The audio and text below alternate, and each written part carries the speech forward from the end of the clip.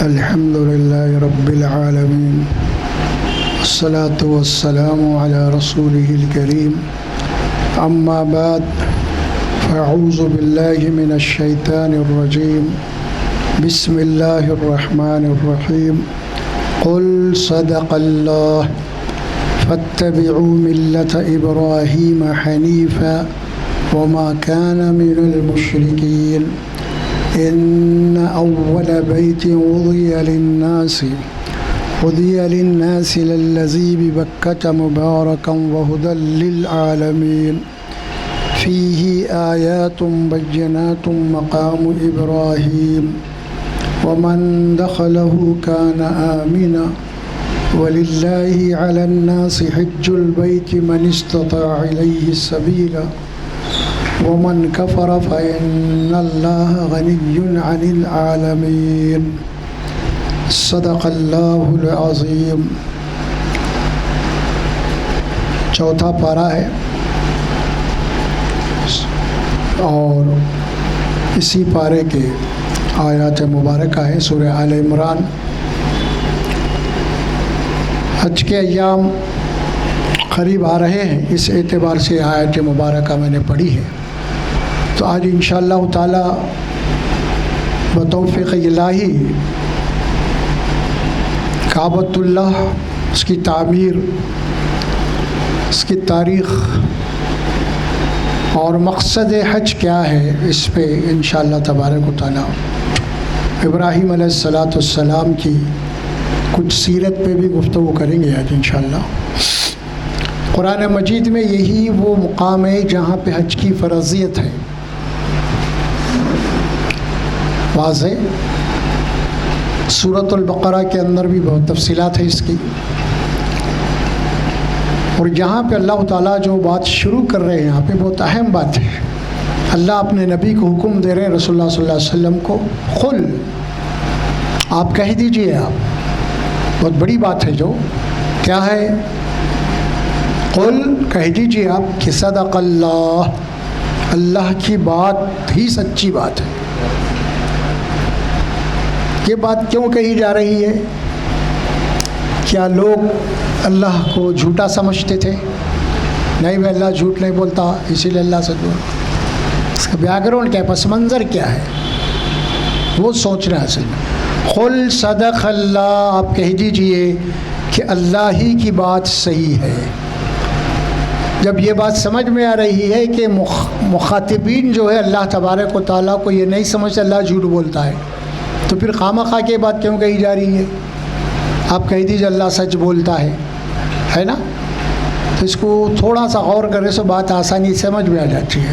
یہاں اللہ تبارک و تعالیٰ جو بات کعبۃ اللہ کی تاریخ کو، کعبۃ اللہ کی تعمیر کو جو بتا رہے ہیں، وہاں یہ بات ہے کہ قل صدق اللہ، یعنی کعبۃ اللہ کی تعمیر یا ابراہیم علیہ السلام سے متعلق بہت سارے داستانیں جو گھڑی گئی تھیں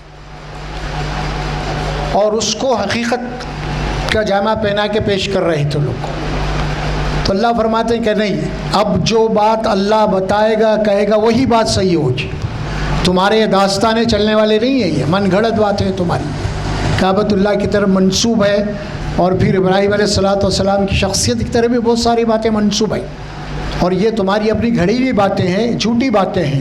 نہیں، اب صرف اللہ جو بات بولے گا وہی صحیح ہوگی۔ قل صدق اللہ، یہ ہے مطلب قل صدق اللہ، اور وہ بات کیا ہے آگے چل کے، فاتبعوا ملت ابراہیم حنیفا، کہ پس تم ابراہیم علیہ السلام کی ملت کی اتباع کرو، اس کی پیروی کرو۔ یہ بات ہے سچائی اصل، کیونکہ یہ بات اسی لیے کہی جا رہی ہے کہ اہل مکہ جو تھے نا، وہ ابراہیم علیہ السلام کی اولاد ہے۔ ابراہیم علیہ السلام کے جو دو بیٹے تھے، اسماعیل علیہ السلام اور اسحاق علیہ السلام، یہ دونوں بیٹوں کو ابراہیم علیہ السلام، ایک بیٹے کو اللہ نے یہاں پہ آباد کیا مکے میں، اور ایک بیٹے کو بیت المقدس ادھر آباد کیا ہے، اور اسحاق علیہ السلام کے بیٹے یعقوب علیہ السلام، اور اس طرح ان سے جو نسل چلی اسے کہتے ہیں بنی اسرائیل۔ اب عیسیٰ علیہ السلام تک جتنے بھی نبی آئے وہ سب کہاں ہیں؟ بنی اسرائیل میں آئے، اور اس طرح اب کعبۃ اللہ میں مکے میں جس فرزند کو آپ نے آباد کیا تھا، چھوڑا بسایا تھا، اسماعیل علیہ الصلوۃ والسلام، اور ان سے جو نسل چلی اسے کہتے ہیں بنی اسماعیل، وہ بنی اسرائیل، یہ بنی اسماعیل۔ اور عیسیٰ علیہ الصلوۃ والسلام تو جتنے نبی آئے وہ سب بنی اسرائیل میں آئے۔ اب آخری نبی جو آئے وہ بنی اسماعیل میں آئے، محمد رسول اللہ صلی اللہ علیہ وسلم۔ اور یہاں پہ اللہ تبارک و تعالیٰ نے تاریخ قرآن میں بھی آئی ہے اس کی، بتائے ہے، سورہ ابراہیم میں ہے، سورہ بقرہ میں ہے، سورہ انعام میں ہے، اور دوسرے مقامات پہ بات آئی ہے، سورہ ممتحنہ میں ہے۔ اللہ سبحانہ و تعالیٰ فرماتے ہیں کیونکہ اب ابراہیم علیہ السلام کے دو شاخیں بن گئے، ایک ادھر بنی اسرائیل فلسطین میں، اور یہ ادھر کعبۃ اللہ مرکز میں، یہاں پہ اصل۔ اب یہاں سے جو نسل چلی اس سے بنی اسماعیل کہتے ہیں، اور یہ بنی اسماعیل میں بھی 12 قبیلے تھے۔ کتنے تاریخ میں؟ 12 قبیلے، اور ان 12 قبیلوں میں قریش تھا، قریش کے اندر ایک قبیلہ تھا جسے ہم بنی ہاشم کہتے ہیں، اور بنی ہاشم میں رسول اللہ صلی اللہ علیہ وسلم کی ولادت ہوئی۔ تو اس طرح بنی ہاشم وہ جو ہے رسول اللہ صلی اللہ علیہ وسلم مبعوث ہوئے اس قبیلے کے اندر۔ تو اب یہاں پہ اللہ تبارک و تعالیٰ مخاطب کر کے فرماتے ہیں کہ چاہے وہ فلسطین کا مقام ہو، وہاں کے رہنے والے ہوں، چاہے وہ مکے کے رہنے والے ہوں، یہ دونوں بھی ابراہیم علیہ السلام ہی کی نسل ہے۔ اور اسی لیے آپ کو ابو الانبیاء کہا جاتا ہے، نبیوں کے باپ۔ اور آپ دیکھیں گے اللہ سبحانہ و تعالیٰ جو حکم دیا فتو، اسی لیے ابراہیم علیہ السلام کے متعلق اللہ کیا فرماتے ہیں قرآن میں اسی صورت میں، ما کانا ابراہیم یہودیًا ولا نصرانیًا، ابراہیم نہ تو یہودی تھے نہ نصرانی تھے، ولیکن کانا حنیفا مسلمہ، وہ تو اللہ تبارک و تعالیٰ ہی سے تعلق رکھتے تھے، سب سے تعلق کٹ کر کے، اور وہ مسلم تھے، مطیع و فرمانبردار تھے۔ یہ بات بتائی۔ تو اب کعبۃ اللہ کی تعمیر کے سلسلے میں یہاں جو فرماتے ہیں اللہ سبحانہ و تعالیٰ، ابراہیم علیہ السلام کا ذکر کیا کہ فاتبعوا ملت ابراہیم حنیفا، کہ ابراہیم علیہ السلام کی ملت کی اتباع کرو۔ اسلام کیا ہے بھائی؟ جس دین محمد صلی اللہ علیہ وسلم کو دیا گیا وہ دین کیا ہے؟ اللہ قرآن میں آپ پڑھتے ہیں سورہ حج کے آخری رکوع میں، ملت ابیکم ابراہیم، یہ اسلام تمہارے باپ ابراہیم علیہ السلام کی ملت ہے۔ فاتبعوا ملت ابراہیم حنیفا، اتباع کرو، پیروی کرو، فالو کرو ملت ابراہیم کی۔ اور یہ بات رسول اللہ صلی اللہ علیہ وسلم کو واضح طور پہ اللہ سبحانہ و تعالیٰ نے حکم دے دیا قرآن میں، ثم اوحینا الیک ان اتبع ملت ابراہیم حنیفا، پھر ہم نے وحی کی محمد صلی اللہ علیہ وسلم کی طرف، اے محمد صلی اللہ علیہ وسلم آپ ابراہیم علیہ السلام کی اتباع کیجیے، آپ ان کے طریقے کو فالو کیجیے۔ آپ یہ رسول اکرم صلی اللہ علیہ وسلم کو بالراست حکم دیا جا رہا ہے۔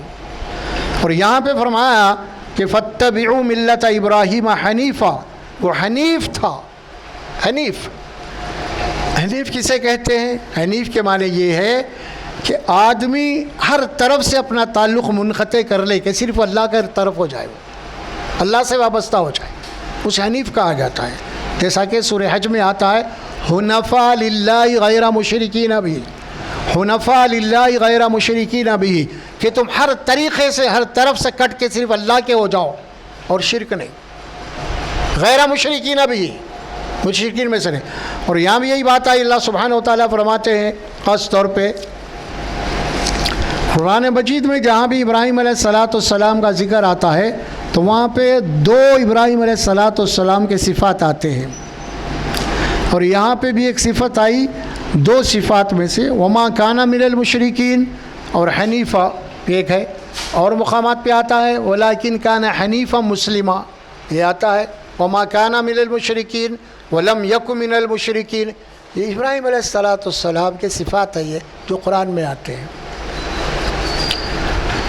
اس کے بعد آ رہے آیت میں اللہ فرمائے ان اول بیت وضع للناس للذی ببکۃ مبارکا وہدی للعالمین، بے شک روئے زمین کے اوپر اللہ کی عبادت کے لیے جو گھر بنایا گیا، سب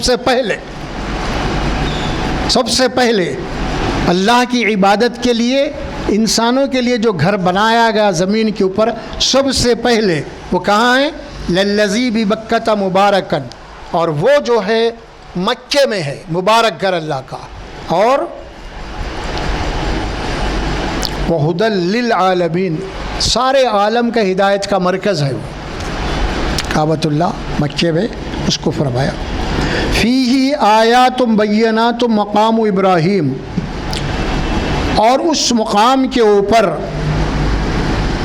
کھلی ہوئی آیات ہیں ابراہیم علیہ السلام کے قدموں کے۔ وہ ایک جو آپ کہتے ہیں مقام ابراہیم پہ ہم 2 رکعت جو نفل پڑھتے ہیں آپ، وہ بہت بڑی چٹان تھی، وہ ابراہیم علیہ السلام اسی کے اوپر ٹھہر کے نماز ادا کرتے تھے، تو ان کی عبادت کی وجہ سے ان پتھروں کے اوپر آپ کے قدموں کے نشان پڑ گئے، اللہ تعالیٰ اس کو محفوظ کر دیا۔ اور اسی طرف یہ بات اللہ فرماتے فی آیات بینات، اور اس مقام کے اوپر کھلی ہوئی آیات ہے اللہ تبارک و تعالیٰ کی، اور وہ کیا ہے؟ مقام ابراہیم، ابراہیم علیہ السلام کے پیروں کے قدموں کے نقش ہے اس میں ابراہیمہ، ومن دخلہ کان آمنا، اور جو اس گھر میں داخل ہو گیا وہ امن و امان میں آ گیا، ہر قسم کے شر سے فتنوں سے وہ امن و امان میں آ گیا۔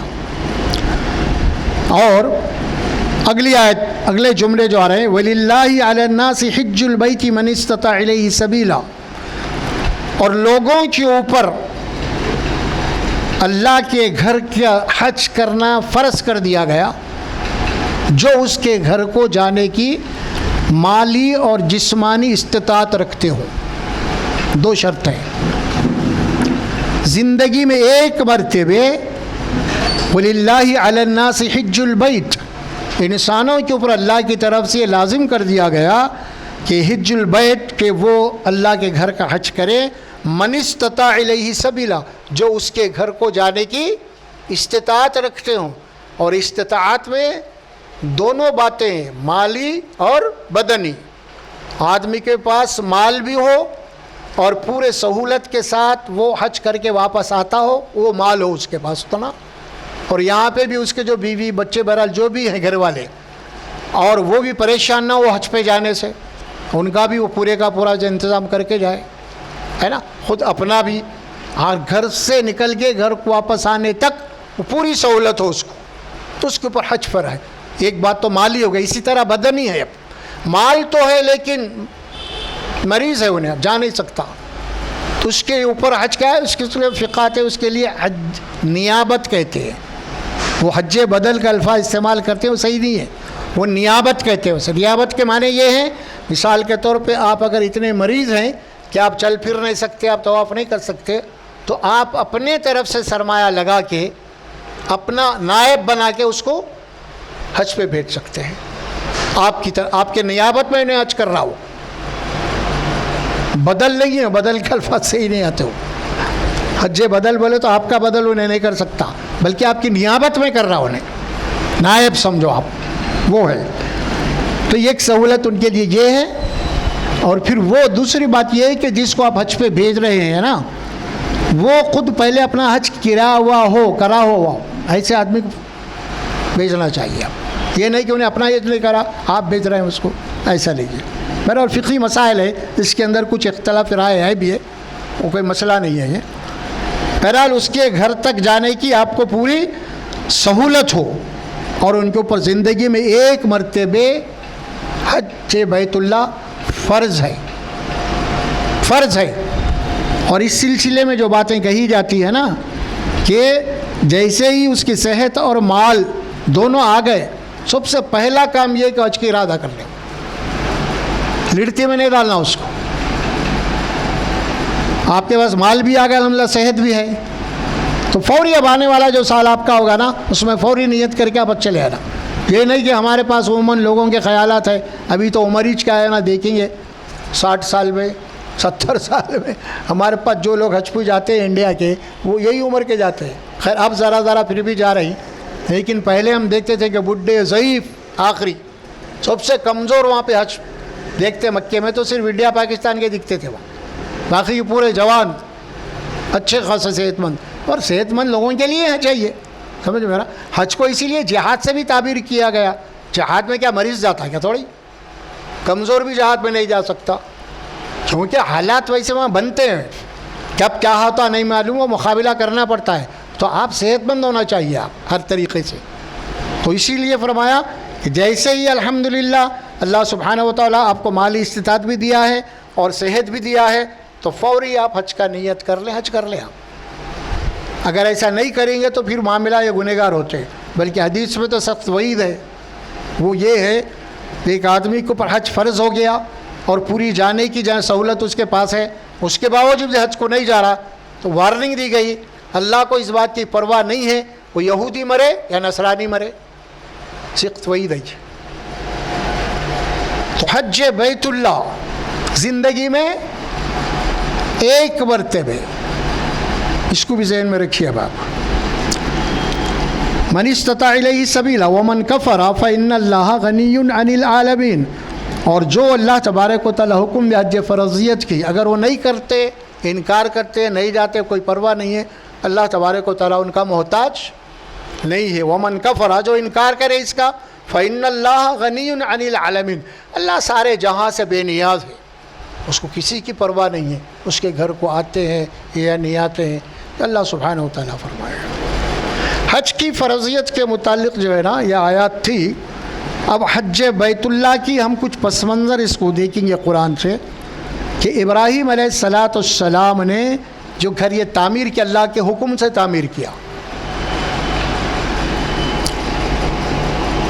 اور یہ جو بات کہی جاتی ہے نا، ذرا اس کو بھی آپ ذہن میں رکھیے. ہمارے پاس بہت مشہور ہے یہ. ہم کہتے ہیں کہ قبلہ اولا بیت المقدس، قبلہ ثانی یہ بات صحیح نہیں ہے. قبلہ اولا مکہ ہی ہے، کعبۃ اللہ ہی اصل میں. تو بیت المقدس کو بیچ میں اللہ تبارک و تعالیٰ عارضی طور پہ اس طرف حکم دیا تھا. لیکن اللہ خود بول رہے ہیں نا، زمین کے اوپر سب سے پہلا گھر بنایا گیا اللہ کی عبادت کا، وہ کہاں ہے؟ مکے میں ہے. تو ہم اس کو دوسرا قبلہ بول رہے ہیں. دوسرا نہیں ہے، پہلا ہی ہے. اور وہ دوسرا ہے، وہ اس کو عارضی طور پہ بنایا گیا تھا. اس کے بعد پھر وہ حکم منسوخ کر دیا اللہ سبحانہ و تعالیٰ. اصل گھر تو یہی ہے زمین کے اوپر. جب روئے زمین کے اوپر سب سے پہلا گھر جو بنائے ہیں، جو یہ آیت مبارکہ آ رہی ہے نا، تو اس گھر کے سب سے پہلے بانی کون ہے؟ آدم علیہ السلام. پہلا گھر ابراہیم علیہ السلام تو اس کی یعنی بعد میں اس کی تعمیر کرنے والے، تو اس کی تجدید کرنے والے ہیں. پہلی بنیاد رکھنے والے کون ہیں؟ آدم علیہ السلام ہے. ان اول بیت، زمین کے اوپر پہلا گھر ہے نا بھائی، تو پھر پہلے کون ہے نبی؟ آدم علیہ السلام ہے. وہ عبادت کے لیے اللہ نے حکم دیا، حکم کرا. لیکن چلتے چلتے یہ جناب علی ابراہیم علیہ السلام کا دور جب آیا تو کعبۃ اللہ اپنے دیواروں سمیت، بنیادیں سمیت بالکل منہدم ہو چکا تھا. بارش کی وجہ سے، طوفانوں کی وجہ سے اس کی جگہ اصلی معلوم ہی نہیں ہو رہی تھی کسی کو بھی. کہ اللہ سبحانہ و تعالیٰ بالراس ابراہیم علیہ السلام کو حکم دیا کہ مکے کے اندر اس مقام کے اوپر آپ کو گھر یعنی اللہ سبحانہ و تعالیٰ وہ مقام جو پہلے جہاں پہ کعبۃ اللہ بنا تھا، جبکہ بنیادیں سمیت وہ بالکل منہدم ہو چکا تھا، وہ مقام بتایا اللہ نے ابراہیم علیہ السلام کو کہ یہاں تعمیر کرو گھر. تو وہاں پہ ابراہیم علیہ السلام پھر وہی اس کی بنیادیں دیواریں تھے نیچے کھودنے کے بعد، وہاں پہ گھر تعمیر ہوا. اس کے اندر یہ بات ہے. اور یہ بات قرآن میں آئی ہے سورہ حج کے اندر. اللہ سبحانہ و تعالیٰ فرماتے ہیں وَإِذْ بَوَّأْنَا لِإِبْرَاهِيمَ مَكَانَ الْبَيْتِ أَلَّا تُشْرِكْ بِي شَيْئًا وَطَهِّرْ بَيْتِيَ لِلطَّائِفِينَ وَالْقَائِمِينَ وَالرُّكَّعِ السُّجُودِ. وَإِذْ بَوَّأْنَا لِإِبْرَاهِيمَ مَكَانَ الْبَيْتِ، اور ہم نے ابراہیم کو وہ جگہ بتائی جہاں پہ گھر بنانا ہے. الفاظ کیا آ رہے ہیں عربی کے؟ مکان. مکان کسے کہتے ہیں؟ جگہ کو.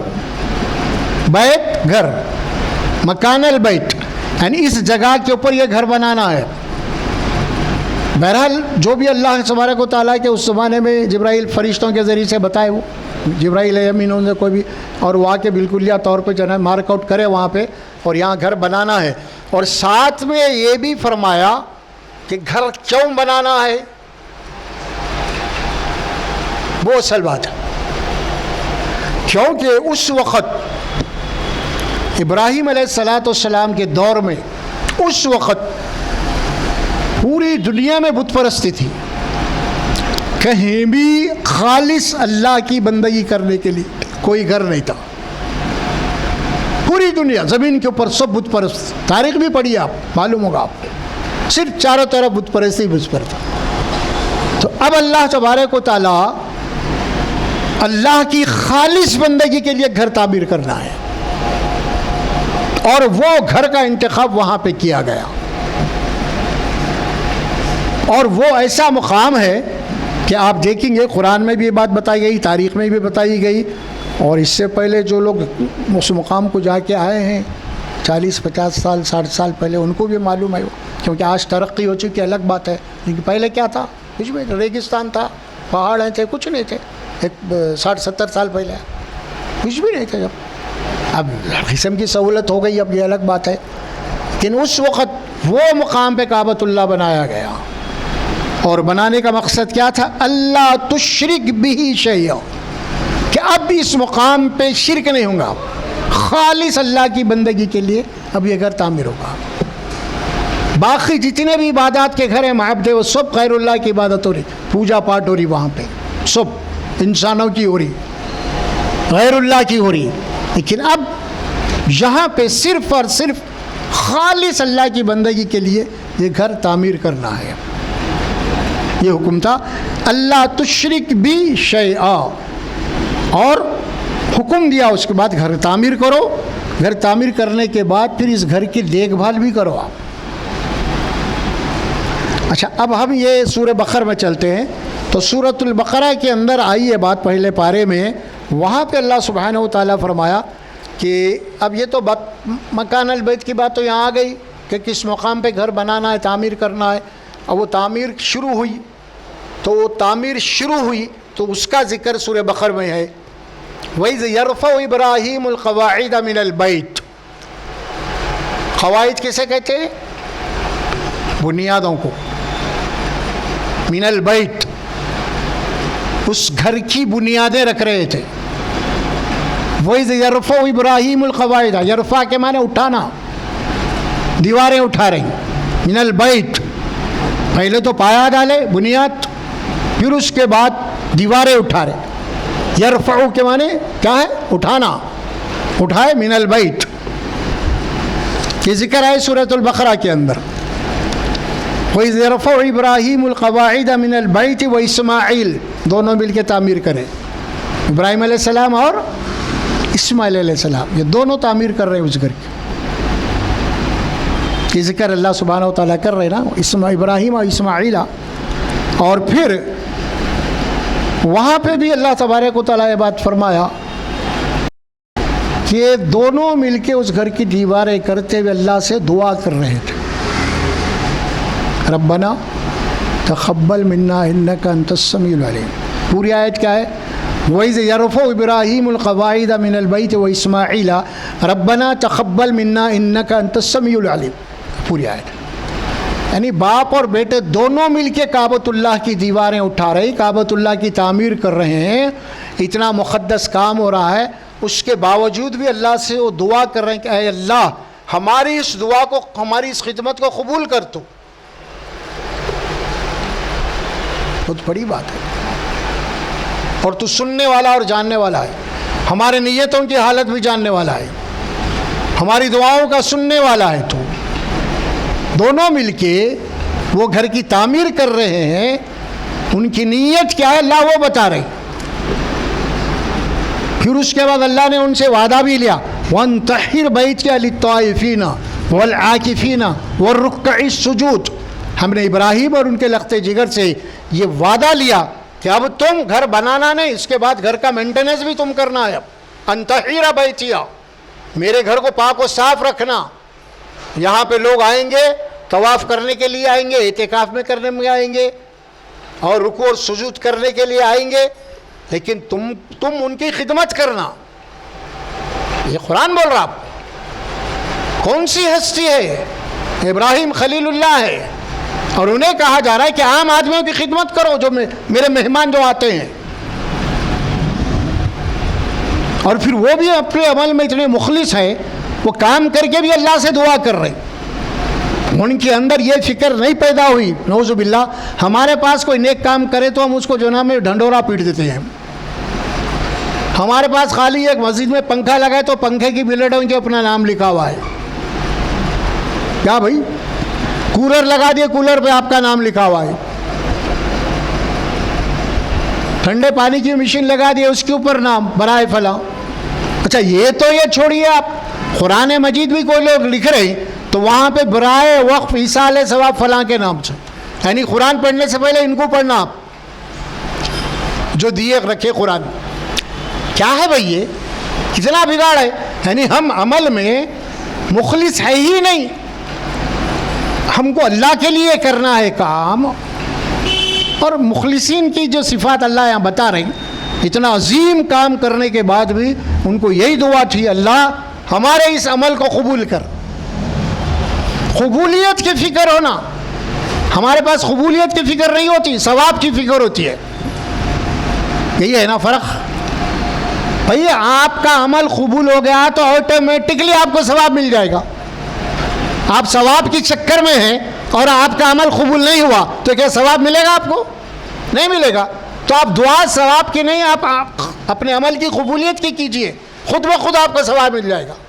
بولنے کی ضرورت ہی نہیں ہے اس کو. تو قبولیت کی ہونا، اصل جو بھی ہم کام کر رہے ہیں اللہ کے دربار میں وہ عمل کی قبولیت اصل چیز ہے.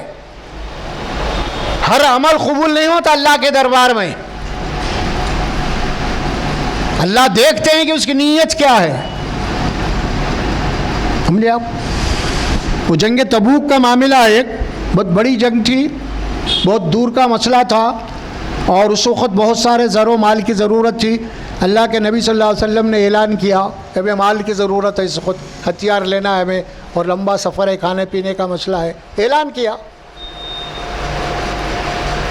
تو سب اپنے حیثیت سے لائے. سب کبھی تو بات آئی کہ حضرت عمر لا کے حضرت علی، حضرت ابوبکر صدیق لا کے اپنا مال ڈال دیے مسجد نبوی کے صحن میں. اس کے بعد حضرت عمر لا رہے ہیں، پورے صحابہ لے کے آ رہے ہیں. حضرت ابوبکر کے متعلق رسول اللہ صلی اللہ علیہ وسلم نے پوچھا، اے ابوبکر کیا لائے ہو؟ یا رسول اللہ جو کچھ بھی تھا وہ لایا ہوں میرے گھر. تو اپنے بیوی بچوں کے لیے کیا چھوڑا؟ یا رسول اللہ بیوی بچوں کے لیے آپ کو چھوڑا ہوں. حضرت عمر سے پوچھا، اور حضرت عمر بعد میں فرماتے ہیں میں آج نیت کر کے گھر سے نکلا ہوں کہ ابو بکر سے آگے نکل جاؤں گا. میں اللہ کے نبی نے حضرت عمر سے اے عمر کیا لائے ہو؟ یا رسول اللہ آدھا مال لایا ہوں اور آدھا بیوی بچوں کے لیے چھوڑو. سمجھے آپ؟ اس وقت حضرت عمر فرماتے ہیں اب زندگی میں کبھی بھی ابو بکر سے آگے نہیں بڑھ سکتا میں. اچھا تفصیل بولنے کا میرا مطلب یہ ہے، اس کے بعد بالکل شام ہو گئی. اب آخر میں غریب محنت مزدوری کرنے والے صحابی ہیں، شام سورج غروب ہونے والا، اور دوڑتے ہوئے وہ اپنے دامن میں کچھ کھجوریں ہیں لے کے آ رہے ہیں. مزدوری کرنے والے تھے، اور انہوں نے وہاں پہ حضرت یہودی کا یا کسی کا باغیچہ کھجور کا باغ، اس کے اندر محنت کی، اور اس دن جو مزدوری ملی تھی ان کو، اور وہ لا کے رسول اللہ صلی اللہ علیہ وسلم کے ہاتھ پیش کر دیا. یہ ہے اصل چیز. اب اس کے بعد رسول اللہ کیا فرماتے سنیے. وہ جو کھجوریں شخص لایا تھا، اس سارے کھجوروں کے اوپر جتنے صحابہ کرام بھی جو ڈھیر سارا مال رکھے تھے، ان سارے کھجوروں کو جو ہے پورے ڈھیر کے اوپر آپ نے ڈال دیا، اور کہا یہ جو کھجور ہے سارے ڈھیر سے افضل ہے. یہ کیا تھی یہاں پہ؟ کھجوروں کی اہمیت تھی، اس کے اخلاص کی تھی، اس کی نیت کی تھی، جو محنت کر کے اپنے پیٹ کو آدھا کاٹ کے لے کے آگے ڈالا وہ شخص. اصل بات یہ ہے ہم عمل کرتے ہیں لیکن ہمارے عمل میں اخلاص نہیں ہوتا. رائے گاہ جاتے ہیں ایسے اعمال، اخلاص ہونا، ریاکاری نہیں ہونا، اور اللہ تبارک و تعالیٰ سے دعا ہونا اس میں قبولیت کے لیے.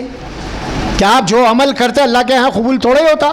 اسی لیے ہر نماز کے بعد یہ دعا کرتے ہیں ربنا تقبل منا. سمجھ میں نا؟ بڑی بات ہے، یہ ہماری تربیت ہونا چاہیے. تو ابراہیم خلیل اللہ معمولی شخصیت نہیں ہے. اور آپ دعا کر رہے ہیں یہ اللہ میرے عمل کو قبول فرما، تو ہماری اس خدمت کو قبول فرما.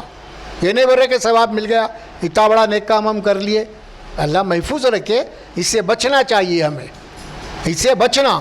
بہت سارے لوگوں کی یہ حالت ہوتی ہے کہ عموماً جو ہے نا وہ مال اپنا دکھاوے میں کرتے ہیں، چاہے وہ مالی عبادت ہو، چاہے وہ بدنی عبادت ہو، کون سی بھی عبادت ہو، اس میں آپ کا اخلاص ہونا چاہیے اور صرف اللہ کے لیے وہ عمل ہونا چاہیے، کسی اور کے لیے نہیں.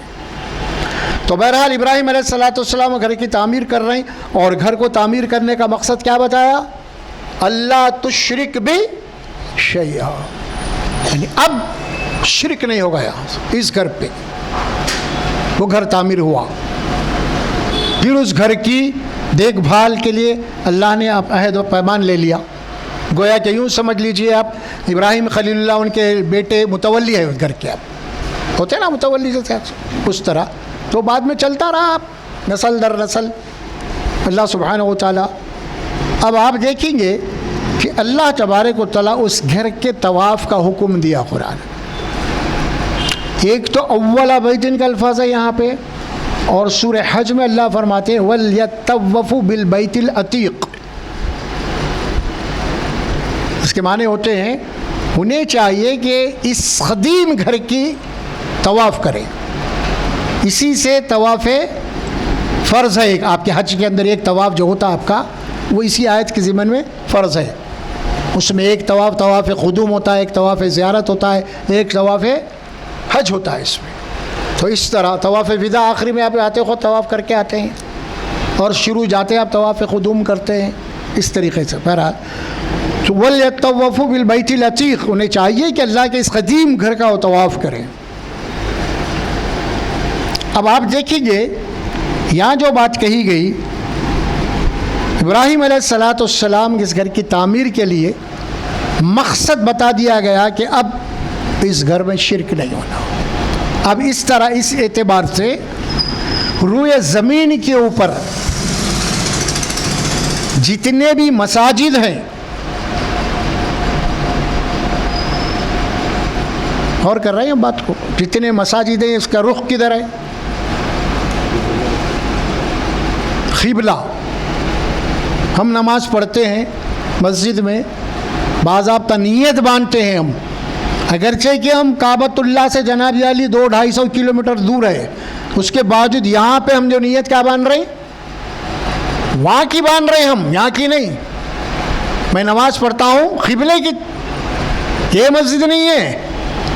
یہاں تو آپ فزیکل نماز پڑھ رہے ہیں، لیکن مینٹلی طور پہ آپ کو کیا بتایا جا رہا ہے؟ بات آپ کی توجہ کہاں ہونا ہے؟ وہاں ہونا ہے، مرکز کے اوپر، مرکز کے اوپر. اور یہ مساجد اس کے برانچز ہیں پوری دنیا میں، اور اس اعتبار سے یہ مساجد کا بھی وہی مقام ہے حرمت میں جیسے کعبۃ اللہ کا ہوتا ہے. اب ظاہر ہے کہ کسی بھی مسجد میں اب شرک نہیں ہوگا، کعبۃ اللہ میں نہیں ہوگا تو مسجد میں بھی نہیں ہوگا. سارے مساجد اللہ کی عبادت کے لیے بنائے جاتے ہیں. اب آپ دیکھیں گے آج کے دور میں بھی مساجد سے ہٹ کے جتنے بھی انسانوں کے جو مقدس مقامات بنائے ہر مذہب والوں کے، وہ لوگ وہاں پہ عبادت کے لیے، پوجا کے لیے وہاں پہ جاتے ہیں نا، ان کی ورشپ کے لیے، چاہے وہ چرچ ہو، چاہے وہ مندر ہو، چاہے گرودوارا ہو، چاہے اور بھی ہو، ہے نا بھائی. سارے ان کے معبدے بنے ہوئے ہیں نا، جس طرح مسجد بنی ہوئی ہے اس طرح یہ بھی بنے ہوئے ہیں. تو مسجد کے علاوہ جتنے بھی عبادات کے مقام بنے ہوئے ہیں وہ سب جگہ کیا ہے؟ عبادت کس کی ہو رہی ہے وہاں پہ؟ مساجد سے ہٹ کے جتنے بھی عبادت خانے ہیں کس کی عبادت ہو رہی وہاں؟ غیر اللہ کی ہو رہی. اور کس کی ہو رہی؟ مخلوق کی ہو رہی ہے، انسانوں کی ہو رہی. کہیں بھی چلے جاؤ آپ چرچ میں جائیں گے تو وہاں پہ بھی وہی ہے، اسٹیچو بنا کے کھڑا کیا. ابھی سمجھ میں آ رہا؟ مندروں میں چلے جائیں گے تو وہی ہے آپ کو بت. گرودوارے میں چلے جائیں گے تو وہی ہے گرو نانک کی خبر. کیا بھائی؟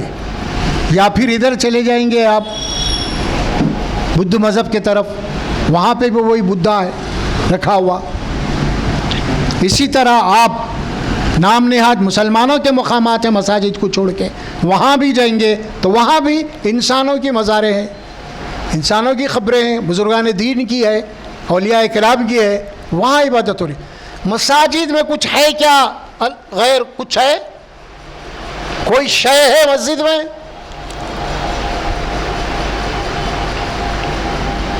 دیکھیے آپ ذرا غور کیجیے آپ، مساجد وہ مقام ہے خالص، وہاں پہ اللہ کی عبادت، جیسے کعبۃ اللہ ہے، یہ وہی ہے۔ اس کے علاوہ جس پر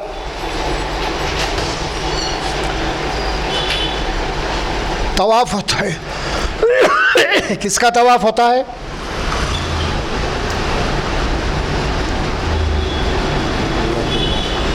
کعبۃ اللہ کا، کیونکہ وہ مسجد ہے نا۔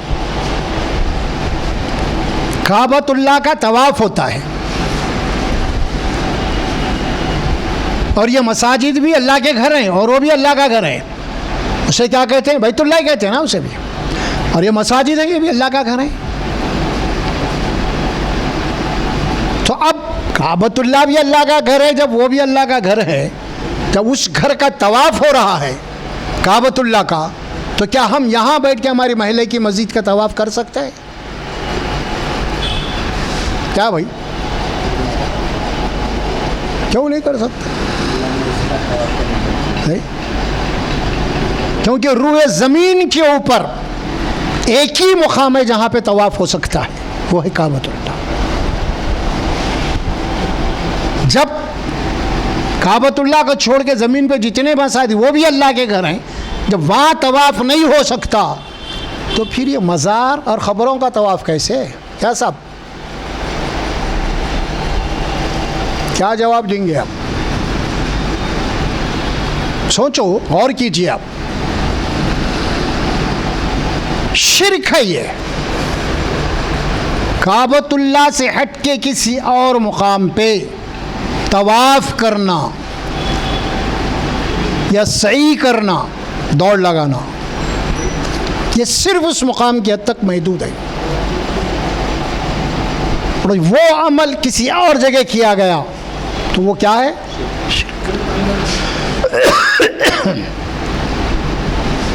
اب وہ سب کچھ ہو رہا جو کعبۃ اللہ میں ہوتا ہے، بزرگان کے مزاروں پہ۔ دیکھ لیجیے آپ، غور کیجیے ذرا، معلوم ہوگا آپ کو حج کے کتنے دن ہوتے ہیں؟ 5 دن۔ عرس کے کتنے دن ہوتے ہیں؟ 5 دن۔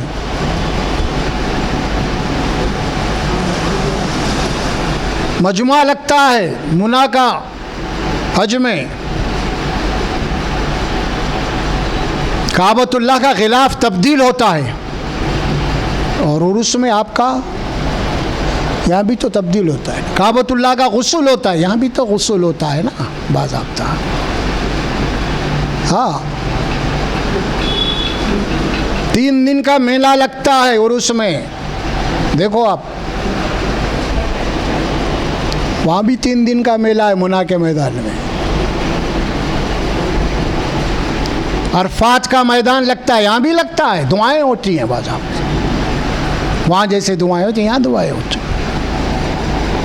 تو گویا کہ معاملہ ایسا ہو گیا ہے کہ ہم مسلمان، نام نہاد مسلمان، ہم نے کعبۃ اللہ کی نقل کو جناب علی پورا کیا ہے مزاروں کے ساتھ میں، وہ سب کچھ ہے، اللہ محفوظ رکھے۔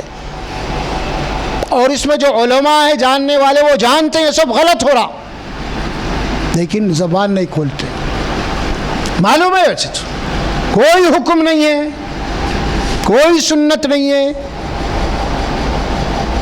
کسی بھی بڑے سے بڑے شخصیت کی خبر کے متعلق ایسے کوئی احکامات آپ کے پاس نہیں ہے۔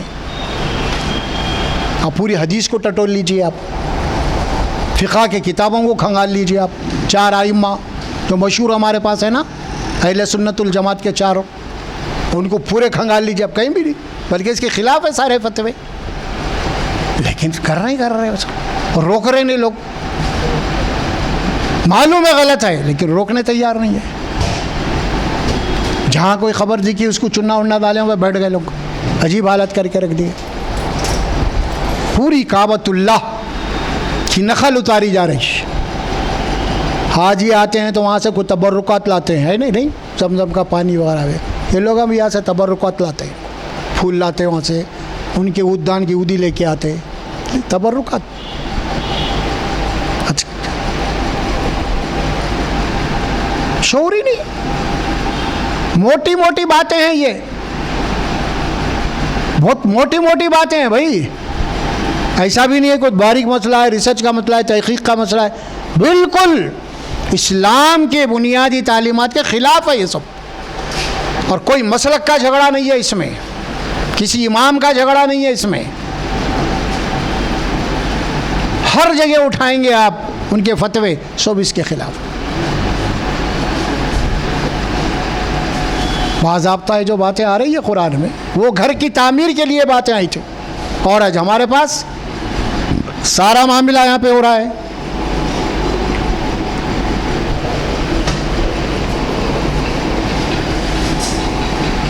تو یہاں اللہ سبحانہ و تعالیٰ فرمایا نا، سورہ ابراہیم میں بھی آتی ہیں یہ باتیں، چونکہ وقت ہو چکا ہے نا، اب اگلے انشاءاللہ پیر کو جو ہے ہم اس کی تفصیل رکھیں گے، خاص طور پہ پھر حضرت اسماعیل علیہ السلام کی قربانی کا مسئلہ ہے،